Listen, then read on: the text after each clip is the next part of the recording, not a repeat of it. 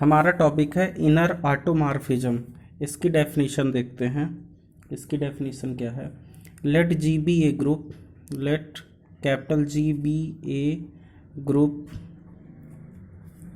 And let small G belongs to G, be a fixed element, be a fixed element of G,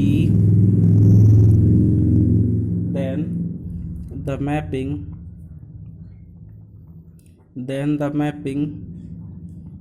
T G such that G tends to G is defined by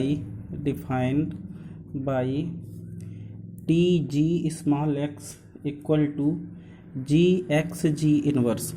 ये इसकी definition होती है। For all x belongs to G is an automorphism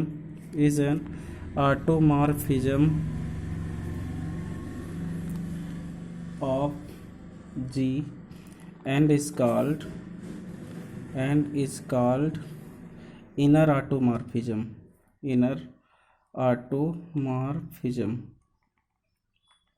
ये इसकी definition है। Let G be a group and small G belongs to G be a fixed element of G, then the mapping T G such that G tends to G is defined by T G X equal to G X G inverse. तो ये कहलाता है inner automorphism. अब इसकी एक theorem देखते हैं। Theorem इस प्रकार से है कि let G be a group and small G be a fixed element of G, so then the mapping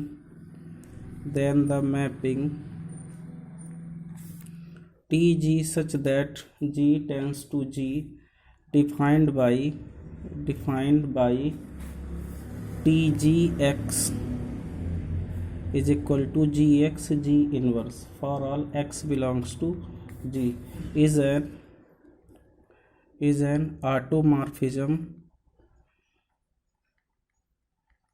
of G। मतलब एक मैपिंग दी गई है और TGX इस प्रकार से डिफाइन किया गया है, तो अपने को ये प्रूफ करना है कि TG जो है वो G में ऑटोमॉर्फिज्म है। तो प्रूफ करते हैं। फर्स्टली अपन ये दिखाएंगे कि TG इज 1 1 इसमें क्या किया जाता है कि फंक्शन लेके चले जाते हैं और एलिमेंट बराबर लाना होता है। तो देखेंगे let x1 comma x2 belongs to G, तो then TG x1 equal to TG x2। अब TG x की वैल्यू GX G इनवर्स है, तो ये हो जाएगा GX1 G इनवर्स और ये हो जाएगा GX2 G इनवर्स। तो दोनों तरफ से जी और जी इनवर्स हट जाएंगे, तो x1 इक्वल टू x2। इसका मतलब ये है कि ये 1 1 हो गया, तो इम्प्लाइज दैट TG इज 1 1। ये हो गया। अब नंबर दूसरा देखेंगे कि TG क्या हो, is onto. TG is on to,